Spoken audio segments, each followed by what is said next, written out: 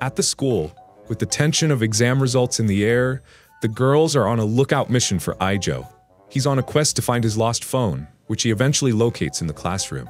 Then, like a scene from a rom-com anime, he locks eyes with Rentarō Aijō, and there's an unmistakable spark, a familiar love zing.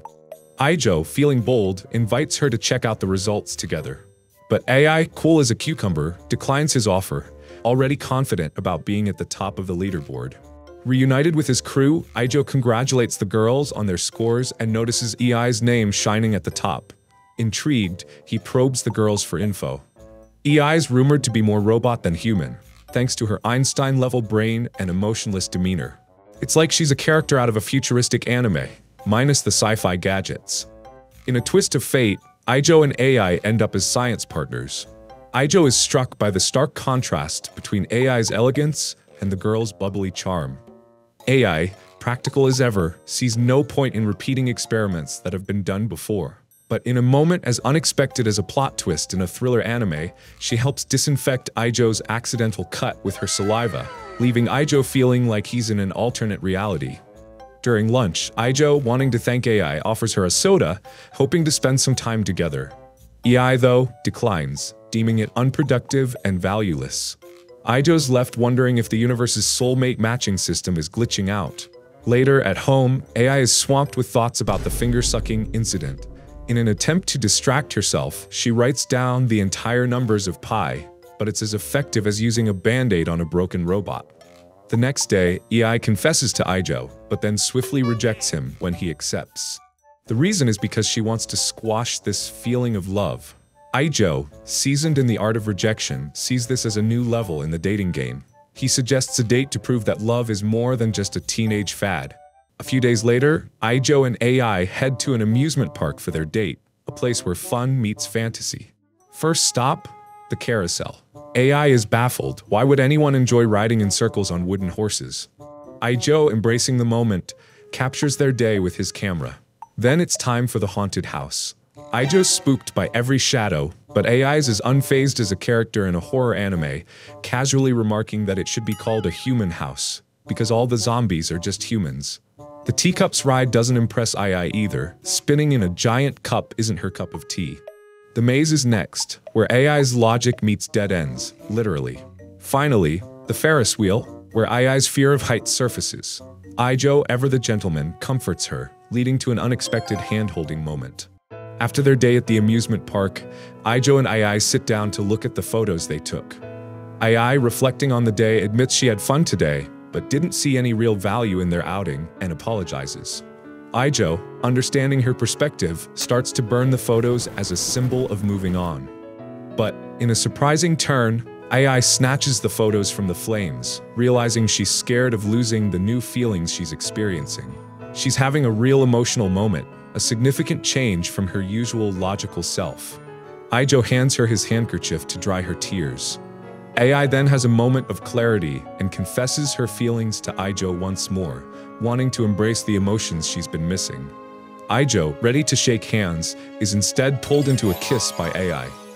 Their date concludes with them holding hands, a symbol of their new connection. At school the next day, Aijō updates the girls about his new relationship status with Ai. The girls, feeling a mix of envy and excitement, express their desire to have a similar experience. Hakari, always ready with ideas, suggests a group date at the theme park.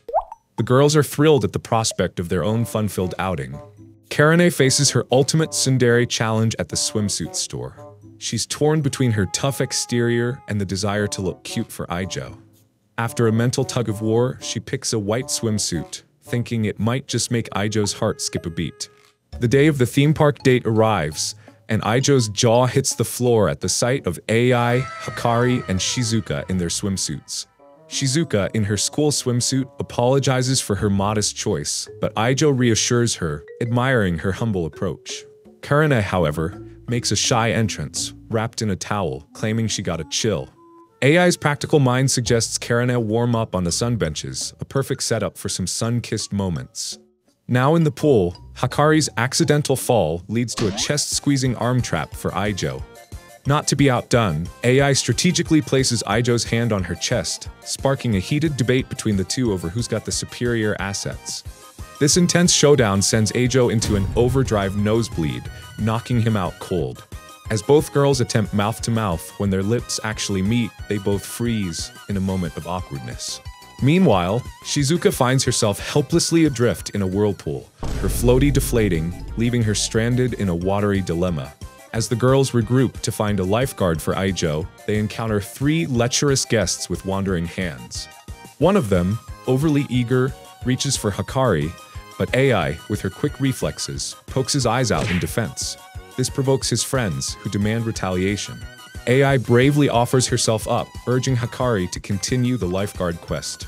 But Hikari, fueled by loyalty and gratitude for AI's earlier intervention, refuses to leave her friend's side. Just as the situation escalates, Aijō heroically swoops in, demanding the harassers leave his girlfriends alone. The main troublemaker, skeptical, challenges Aijō to kiss both girls as proof that they're his girlfriends. Without hesitation, AI and Hikari take the initiative, each planting a kiss on Aijō. The perverts, shocked and disgusted, beat a hasty retreat. Aijō then reveals that Karane alerted him to the situation, prompting him to wake up from death and his timely intervention. He expresses his gratitude to AI for protecting Hikari, emphasizing his deep care for her safety. But then, a sudden realization hits them. Shizuka is missing. Panic sets in as Aijō fears the worst for her.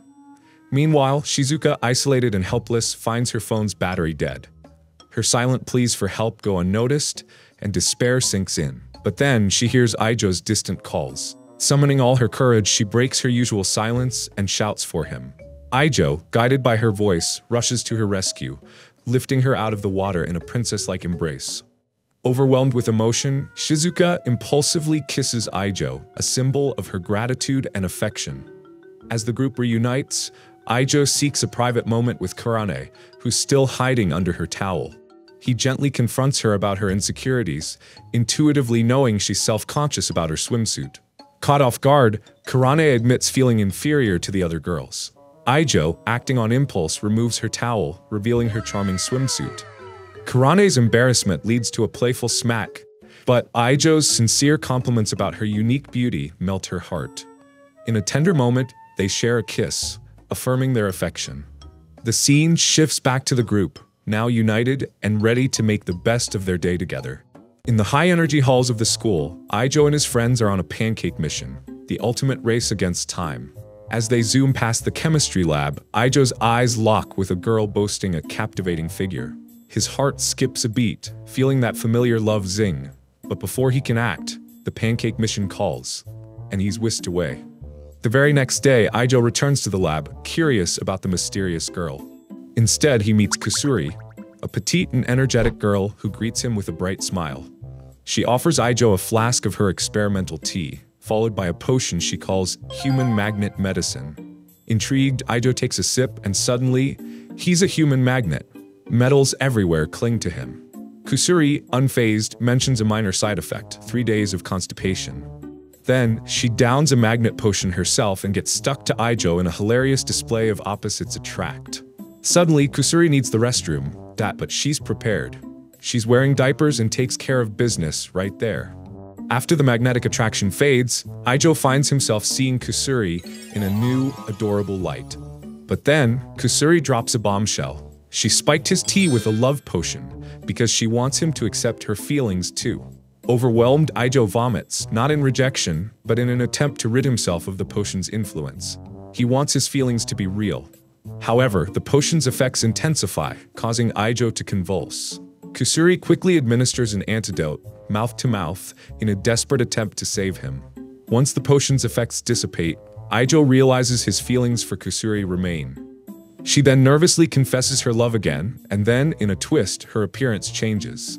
She transforms into the alluring girl he saw before, explaining this is her true form, altered temporarily by the neutralizer.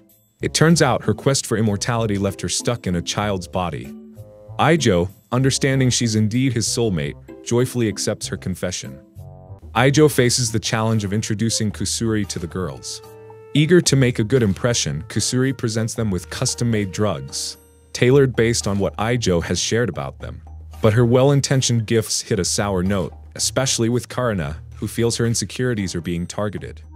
Kusuri then offers Hikari a hot stuff medicine. Thinking it'll draw Aijō closer, Hikari drinks it without a second thought. To everyone's shock, her clothes start melting away.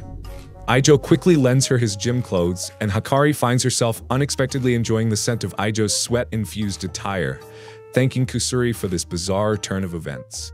For Shizuka, Kusuri has Bunbun Fantasy Medicine, which sprouts cute bunny ears on her. Aijō, unable to resist the cuteness overload, affectionately pets her ears, sending waves of joy through the group. AI receives hair control medicine, granting her the power to manipulate her hair. She uses this new ability to capture Aijō and steal a kiss. However, learning about the balding side effect, she decides to stay away from the medicine, valuing her hair as much as Aijō does. Next, Kusuri serves cookies, but suddenly rushes off to the restroom. She leaves behind 2 flasks of tea, one for Aijō and one for the girls, with strict instructions not to mix them up. The group, assuming the larger flask is for them, ends up drinking the wrong tea. Kusuri returns in a panic, revealing the tea was spiked with a potion meant to make Aijō irresistibly kissable to her. Aijō reassures her that no drug is needed for a kiss, but it's too late. The drug kicks in, transforming the girls into kiss-hungry zombies, relentlessly pursuing Aijō for an endless smooch session.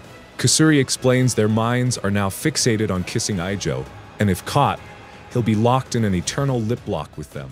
Aijō and Kusuri's mission to create an antidote turns into a high-stakes game of tag in the school halls.